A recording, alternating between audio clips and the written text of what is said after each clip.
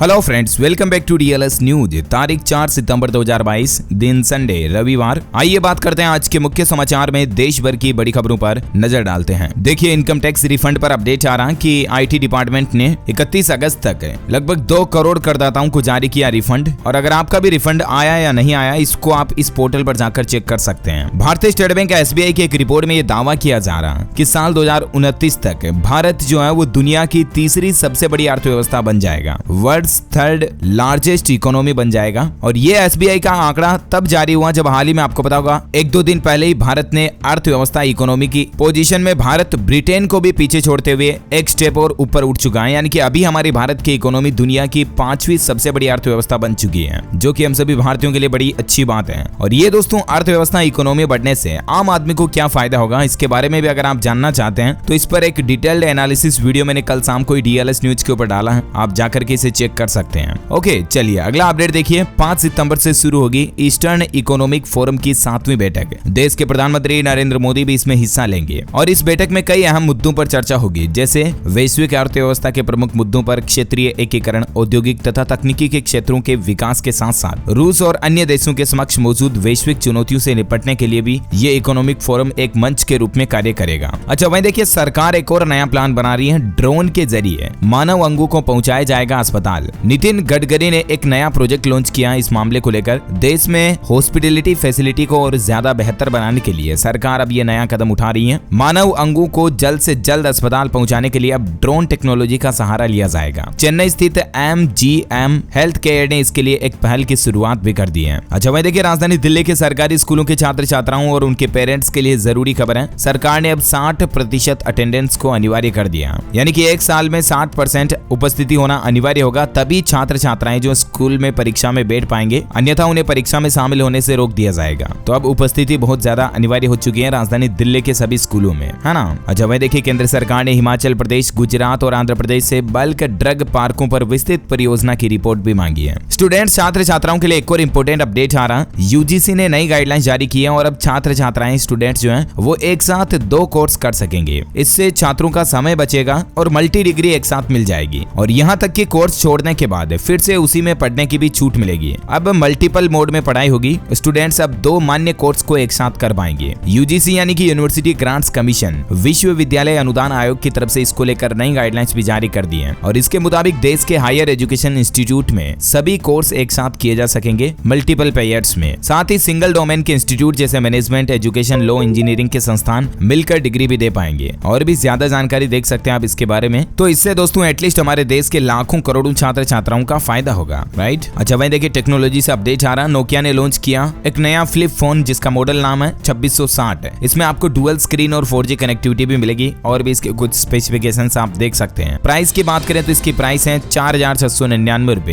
है ना। और वहीं देखिए, भारतीय रिजर्व बैंक आरबीआई की नई पहल, किसान क्रेडिट कार्ड का होगा डिजिटलीकरण। दरअसल आरबीआई ने ग्रामीण क्षेत्रों में ऋण आपूर्ति व्यवस्था का कायाकल्प करने के लिए एक नया पायलट प्रोजेक्ट लॉन्च किया और इसको फिलहाल देश के 2 राज्यों में शुरू किया है, मध्य प्रदेश और तमिलनाडु में। और यहाँ केसीसी यानी कि किसान क्रेडिट कार्ड के डिजिटलीकरण की पायलट परियोजना को शुरू करने का फैसला लिया गया। और इसके बाद धीरे धीरे देश भर में केसीसी के लिए डिजिटलाइजेशन अभियान चालू किया जाएगा। ये कहना आरबीआई का। कुल मिलाकर के सरकार का और रिजर्व बैंक का मकसद है कि ज्यादा से ज्यादा देश में किसान भाई लोगों को किसान क्रेडिट कार्ड का लाभ मिल सके, इसीलिए नई पहल शुरू की जा रही है ना। और वह देखिए, अगली बड़ी खबर, बिहार राज्य में पशुओं में लंपी वायरस को लेकर सरकार सतर्क हुई और इसको लेकर नई एडवाइजरी भी जारी की है। आपको पता होगा आजकल हमारे देश में गायों वगैरह में हाल ही में लगभग 1-2 महीने से काफी ज्यादा ये लंपी स्किन बीमारी फैल रही है कई राज्यों में। और इस बीमारी से देश भर में अब तक 20-30 हजार से भी ज्यादा गायें मर चुकी हैं। और ऐसे में इस बीमारी को लेकर अब अलग अलग राज्य सरकारें नई पहल शुरू की है। बिहार सरकार की तरफ से भी एक टेलीफोन नंबर जारी किया गया, स्क्रीन पर आप देख सकते हैं। पशु स्वास्थ्य एवं उत्पादन संस्थान बिहार पटना स्थित नियंत्रण कक्ष का यह नंबर है। यहाँ पर हेल्पलाइन ले सकते हैं किसान भाई लोग। साथ ही अब इस बीमारी का टीका भी आ चुका है, तो जल्द ही सभी राज्यों में इसका टीकाकरण शुरू कर दिया जाएगा, है ना। और बिहार के अलावा देखिए, हरियाणा सरकार की तरफ से भी हेल्पलाइन नंबर जारी किया गया है पशुपालकों के लिए। अगर आपकी गाय लंपी वायरस से ग्रसित है तो आप इस नंबर पर संपर्क करके पशु स्वास्थ्य विभाग से हेल्पलाइन ले सकते हैं, है ना। और वहीं देखिए, अगला अपडेट, गुजरात में लव जिहाद के खिलाफ प्रदर्शन देखा गया। डीसा में 11 हिंदू संगठन सड़कों पर उतरे। भीड़ को काबू करने के लिए पुलिस ने लाठियां भी बरसाई। ये तस्वीर में आप देख सकते हैं कितना मतलब पब्लिक की भीड़ देखी जा रही है। करीब 15,000 लोग एक साथ इस रैली में शामिल हुए थे। गुजरात के बनासकांठा जिले के डीसा शहर में कल शनिवार को 11 हिंदू संगठनों ने लव जिहाद के खिलाफ ये रैली रैली निकाली और भीड़ इतनी हो गई कि बेकाबू हो गई कि इसे कंट्रोल करने के लिए पुलिस को लाठी चार्ज भी करना पड़ा। हाल ही में एक मामला आया था जिसमें लड़की का धर्म बदलवाया गया और उसके बाद पिता ने जहर खा लिया। तो इसी के विरोध में ये हिंदू संगठन एक साथ इकट्ठे हुए और रैली प्रदर्शन किया। अच्छा मैं देखिए AMU में देश भर के छात्रों के लिए अच्छा मौका है। 3 भाषाओं में एक निबंध प्रतियोगिता हो रही है, इसमें आप भी हिस्सा ले सकते हैं और विजेताओं को नकद पुरस्कार भी मिलेगा। AMU यानी कि अलीगढ़ मुस्लिम यूनिवर्सिटी की तरफ से देश भर के विश्वविद्यालय और कॉलेज के छात्रों के लिए अंग्रेजी, हिंदी और उर्दू भाषा में निबंध लेखन प्रतियोगिता की घोषणा की गई है। इसमें प्रथम, द्वितीय और तृतीय स्थान पर आने वाले छात्र छात्राओं को पुरस्कार दिए जाएंगे। 25,000, 15,000 और 10,000 रुपए क्रम से पुरस्कार राशि होगी। 17 अक्टूबर को विजेताओं को सम्मानित किया जाएगा। आप भी ज्यादा जानकारी AMU यूनिवर्सिटी के ऑफिशियल वेबसाइट पर जाकर के इसके बारे में चेक कर सकते हैं। अच्छा वहीं देखिए बैंकिंग न्यूज से बड़ी खबर आ रही है। कोटक महिंद्रा बैंक ने फिक्स डिपॉजिट यानी कि FD की ब्याज दरों में बढ़ोतरी कर दी है और अब आपको 6.10% अधिकतम इंटरेस्ट मिलेगा अलग अलग साल के FD के अकॉर्डिंग। बैंक की बात हो रही तो एक और खबर देखिए दोस्तों, इस 102 साल पुराने बैंक ने सेविंग अकाउंट पर मिलने वाले ब्याज दरों में भी बदलाव किया। दरअसल CSB बैंक यानी कि केरल स्थित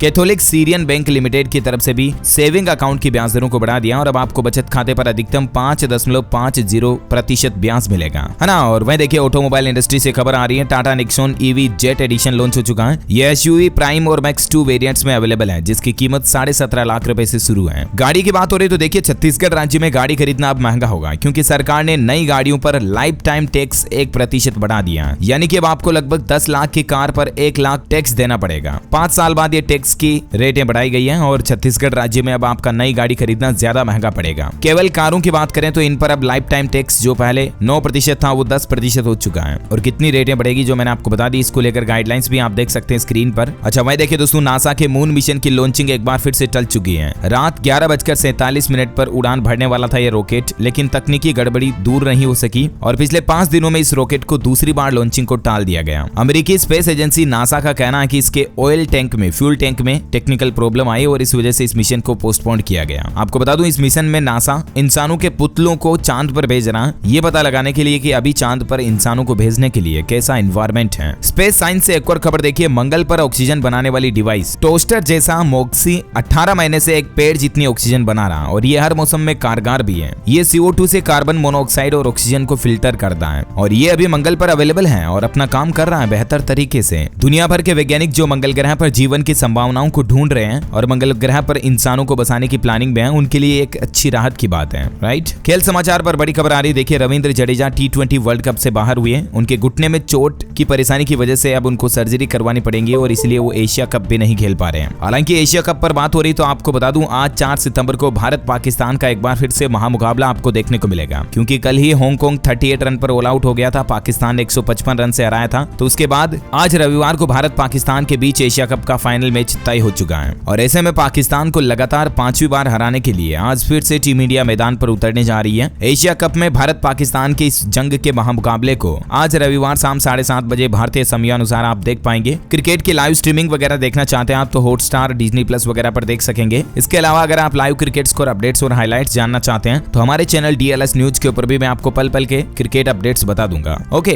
वैसे आज हम सभी की तरफ से टीम इंडिया को बेस्ट ऑफ लक आज के इस मुकाबले में। भारत पाकिस्तान के मैच को मिस मत कीजिएगा और वैसे भी कौन सा करने वाले हो आप, क्योंकि भारतीयों के लिए तो भारत पाकिस्तान का मैच सबसे बड़े त्योहारों में से एक होता है, राइट। अगली बड़ी खबर देखिए दोस्तों, सेंट्रल विस्टा एवेन्यू का उद्घाटन 8 सितंबर को होगा। विजय चौक से इंडिया गेट तक पुनर्विकसित इस एवेन्यू को देश के प्रधानमंत्री नरेंद्र मोदी जनता को समर्पित करेंगे। इस एवेन्यू में पैदल चलने वाले रास्ते पर लाल ग्रेनाइट लगाया गया है, कुछ तस्वीरें आप देख सकते हैं। अच्छा अगला अपडेट देखिए, शेयर मार्केट से खबर आ रही है। 1 रुपए के इस शेयर ने 1 लाख के निवेशकों को बनाया 28 करोड़। दरअसल आयशर मोटर्स के शेयर्स 3422 रुपए पर पहुंच चुके हैं, जबकि 1 जनवरी 1999 को इनकी कीमत 1 रुपया 22 पैसे थी। यानी कि 1 रुपए का शेयर कितना ज्यादा बढ़ चुका अभी पिछले 22 सालों में। देखिए शेयर मार्केट में इस तरह से गेम चेंजर प्रॉफिट कमाया जा सकता है। खैर अभी तो कुछ और महत्वपूर्ण और काम की खबरों को देखेंगे दोस्तों, लेकिन फिलहाल आज के मौसम समाचार पर नजर डाल लेते हैं। देखिए पंजाब में फिर से एक्टिव हो रहा मानसून, आज से 2 दिन तेज बारिश के आसार हैं। हिमाचल प्रदेश में भी भारी बारिश की चेतावनी। दिल्ली, उत्तर प्रदेश और बिहार वगैरह का मौसम का हाल कैसा रहने वाला वो भी जान लेते हैं। मौसम विभाग का कहना है दोस्तों कि 15 से ज्यादा राज्यों में भारी बारिश की चेतावनी है। IMD का अलर्ट है कि अगले 4 दिन भारी होंगे, जिसमें केरल, कर्नाटक, तमिलनाडु, पश्चिम बंगाल, जम्मू कश्मीर, सिक्किम, उत्तराखंड और उत्तर प्रदेश समेत 15 ऐसे राज्य जिनमें अगले 4 दिनों के दौरान भारी बारिश की संभावना है। राजस्थान के भी 20 जिलों में भारी बारिश का अलर्ट। जयपुर, भरतपुर, अलवर में फिर एक्टिव होगा मानसून, जबकि पिछले 10 दिनों से ऑलरेडी बिसलपुर बांध के गेट खुले हुए हैं। और मौसम विभाग विभाग का कहना है कि राजस्थान से सितंबर के अंत में मानसून की विदाई होगी, यानी कि सितंबर तो आपको भारी बारिश देखने को मिलेगी। वहीं देखिए मध्य प्रदेश में बिजली गिरने से 3 लोगों की जान जाने की खबर है। सिंगरौली में 5 गंभीर, 6 दिन उमस सताएगी। भोपाल इंदौर में बारिश की संभावना। बिहार में देखिए कल ही कुछ लोगों को रेस्क्यू किया गया। हैंगिंग ब्रिज और पेड़ में रस्सी बांधकर 6 लोगों की जान बचाई गई। बारिश से रोहतास के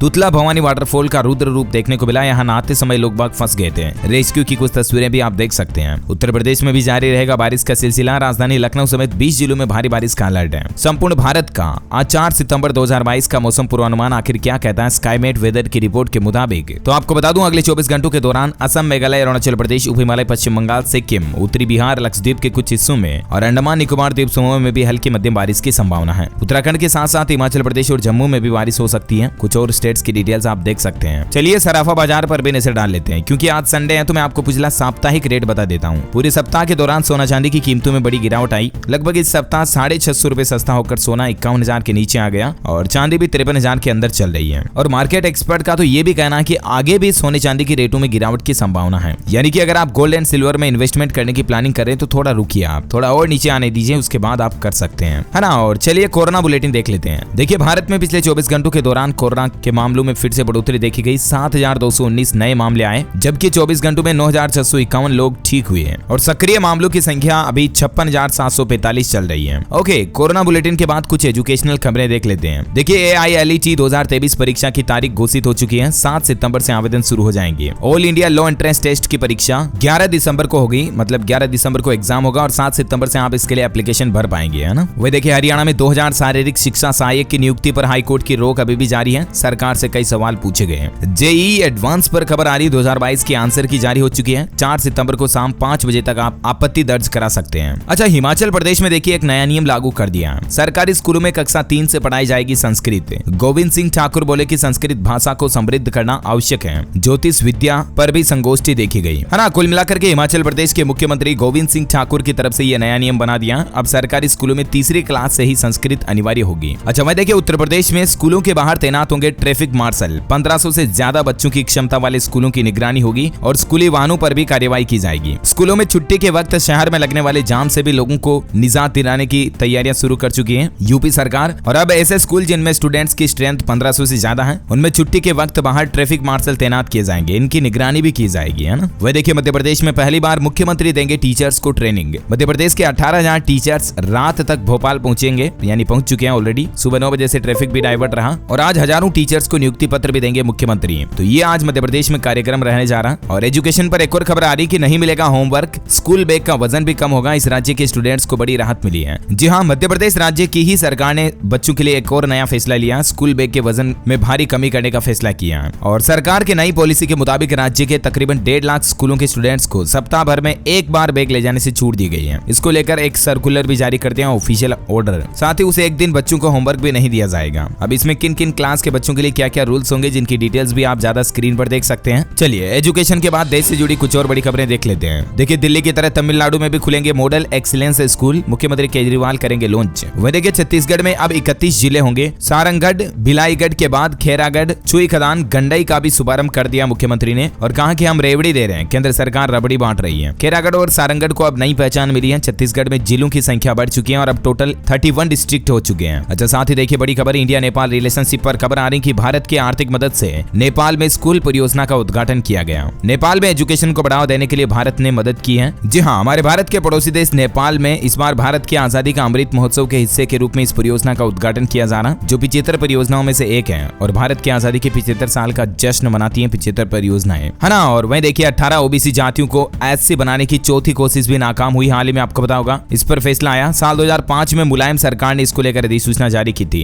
फिर माया सरकार आई, फिर अखिलेश और अब योगी आदित्यनाथ भी कोशिश कर चुके हैं, लेकिन 18 ओबीसी जातियों को एससी में कन्वर्ट करने का फैसला इस बार योगी सरकार में भी इलाहाबाद हाईकोर्ट ने खारिज कर दिया। अभी 31 अगस्त को इस संबंध में एक आदेश जारी किया था, राइट। यूपी से खबर आ रही कि उत्तर प्रदेश में खुलेगी स्किल डेवलपमेंट यूनिवर्सिटी और राज्य में ये इस तरह का पहला संस्थान होगा जहां बच्चों को प्रैक्टिकल एजुकेशन सिखाई जाएगी, स्किल डेवलपमेंट कराई जाएगी। मतलब अलग अलग फील्ड में अलग अलग चीजों में प्रैक्टिकल एग्जैक्टली वर्किंग होती कैसे है, इस स्किल डेवलपमेंट यूनिवर्सिटी में यही चीजें सिखाई जाएगी। जैसे किस तरह से इलेक्ट्रॉनिक्स में काम होता है, किस तरह से फैक्ट्रीज इंडस्ट्रीज में काम होता है, तो वो लाइव एजुकेशन जो है बच्चों को दी जाएगी। योगी सरकार का मकसद है कि यूपी में हर परिवार के एक सदस्य को नौकरी मिले और इसी मिशन के तहत ये नई यूनिवर्सिटी यूनिवर्सिटी भी बनाने जा रही है योगी सरकार। अच्छा, यूपी से कुछ और अपडेट देखिए दोस्तों। आस्था संगीत संस्कृति के संगम से सजेगी अयोध्या। अयोध्या में 12 मीटर ऊंची एक वीणा भी लगाई जाएगी। अयोध्या विकास प्राधिकरण की ओर से नया घाट क्षेत्र में स्वर्गीय लता मंगेशकर चौक का निर्माण किया जा रहा और यहाँ पर यह मां शारदा की वीणा ही सूर साम्राज्य चौक की पहचान होगी। इसके अलावा देखिए यूपी के 13 शहरों को मिलेगी बेहतर सुविधाएं। 15 सितंबर तक तैयार हो जाएगा सिटी डेवलपमेंट प्लान। अच्छा, जिनमें कौन कौन से 13 शहर शामिल हैं, जिनकी लिस्ट भी आप स्क्रीन पर देख सकते हैं। इसके अलावा आपको पता होगा कल ही योगी सरकार ने एक और आदेश जारी किया था कि उत्तर प्रदेश में भी दिल्ली एनसीआर की तरह बनेगा यूपीएससीआर, यानी कि स्टेट कैपिटल रीजन। एनसीआर की तरह उत्तर प्रदेश राज्य राजधानी क्षेत्र बनाया जाएगा और इसमें लखनऊ के आसपास के जिले शामिल किए जाएंगे। टोटल इसमें 6 जिले शामिल होंगे। लखनऊ, सीतापुर, उन्नाव, रायबरेली, बाराबंकी, कानपुर नगर व कानपुर देहात जिलों को इसमें शामिल किया जा रहा है ना। अच्छा, वहीं देखिए हरियाणा के मुख्यमंत्री मनोहर लाल खट्टर देंगे 2000 करोड़ रुपए की सौगात। आज करेंगे कई परियोजनाओं का शिलान्यास। मुख्यमंत्री मनोहर लाल नूंह में पीडब्ल्यूडी द्वारा करीब 7 करोड़ रुपए की लागत से गुरुग्राम अलवर से नई बाईपास सड़क के निर्माण का शिलान्यास भी करेंगे आज 4 सितंबर को। इसके अलावा भी कुछ और योजनाओं का शिलान्यास करेंगे जिनकी जानकारी आप देख सकते हैं। वही देखिए बॉलीवुड से खबर आ रही कि बॉलीवुड की सबसे महंगी फिल्म होगी ब्रह्मास्त्र। ये अब तक की सबसे ज्यादा बजट वाली फिल्म होगी। मेकर्स इस पर 410 करोड़ रुपए लगवा चुके हैं। 9 सितंबर को दुनिया भर की 8000 स्क्रीन पर एक साथ इसको रिलीज किया जाएगा। और इसके अलावा मूवी देखने वालों के लिए एक अच्छी खबर मैंने आपको बताई थी अभी 1-2 दिन पहले ही कि राष्ट्रीय सिनेमा दिवस पर आपको ऑफर भी मिलेगा 16 सितंबर को, जिसमें मात्र 75 रुपए में आप फिल्म देख पाएंगे देश भर के सभी सिनेमा में। 16 सितंबर को देश भर में राष्ट्रीय सिनेमा दिवस मनाया जाएगा और इसी के उपलक्ष्य में भारत के मल्टीप्लेक्स एसोसिएशन ऑफ इंडिया की तरफ से यह फैसला लिया गया। राष्ट्रीय सिनेमा दिवस के मौके पर देश भर की सभी स्क्रीन पर आपको सभी फिल्मों के लिए मात्र 75 रुपए ही टिकट का चार्ज देना पड़ेगा। बाकी जनरली 150, 200, 300 रुपए तक चार्ज होता है, राइट। तो आप भी चाहे तो ये फायदा ले सकते हैं। और अगला अपडेट देखिए, आम आदमी party make in India number 1 campaign 7 सितंबर को हरियाणा से करेगी लॉन्च। अरविंद केजरीवाल करेंगे जनसभा।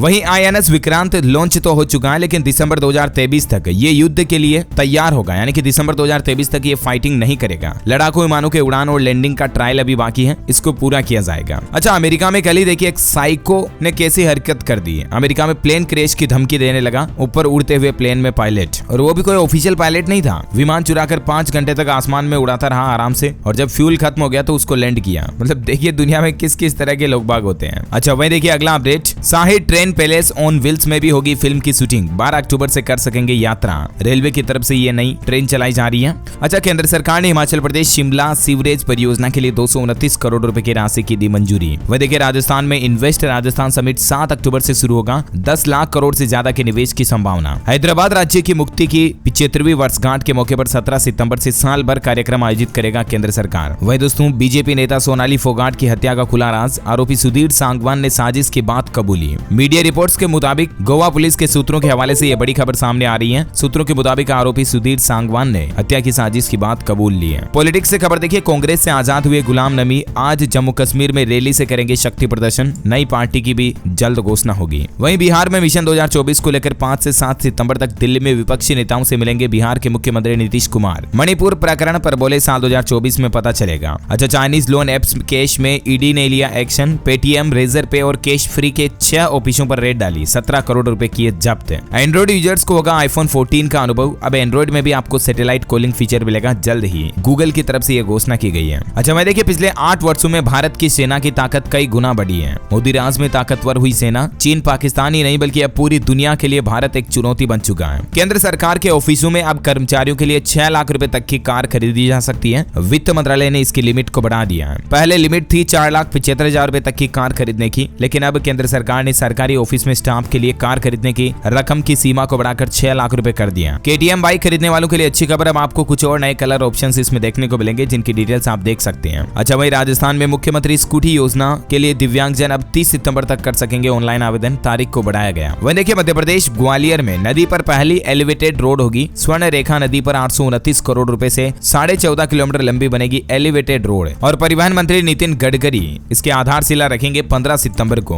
ओके दोस्तों, इस कड़ी में आज दिन भर की तमाम बड़ी खबरें, मुख्य समाचार, टुडे ब्रेकिंग न्यूज का अपडेट वीडियो यहीं फिनिश होता है। और हाँ, आप मुझे कमेंट करके बताइए कि लोकसभा को स्थगित करने का अधिकार किसके पास होता है। तो ऑप्शन आपके पास, ऑप्शन ए राष्ट्रपति, ऑप्शन बी प्रधानमंत्री। Which option is right option, let me know in the comment box. Constitution का सवाल है, जीके के हिसाब से इंपोर्टेंट है। जो लोग इस सवाल का सही जवाब इस वीडियो के नीचे कमेंट में देंगे ना, वो रेंडमली सेलेक्ट होने पर आप हमारी DLS न्यूज टीम की तरफ से जीत सकते हैं एक शानदार सरप्राइज गिफ्ट, जो कि गिव अवे के रूप में आप तक पहुंचा दिया जाएगा। मिलेगा। इसी के साथ ही अगर आपको वीडियो अच्छा लगा तो इसे लाइक करना और शेयर भी करना अपने दोस्तों के साथ फेसबुक और व्हाट्सएप पर। हमारे चैनल DLS न्यूज को सब्सक्राइब करके बेल आइकन जरूर दबा देना ताकि आपको रोजाना के ताजा अपडेट्स और काम की खबरें तुरंत आपके मोबाइल पर मिलती रहेगी। Thank you, take care, good bye, जय हिंद, जय भारत, वंदे